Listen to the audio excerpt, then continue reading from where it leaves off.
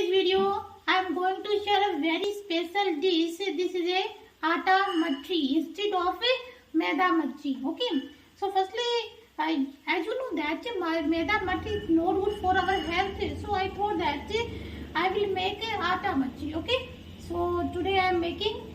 You can see here that and this is very tasty. Okay.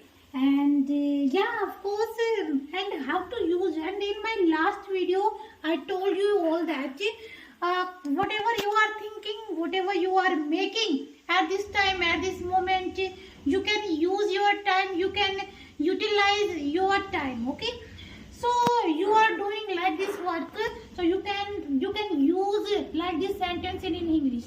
So if you are really want to speak this language, so you can use and you can utilize your time like this. Happy Diwali once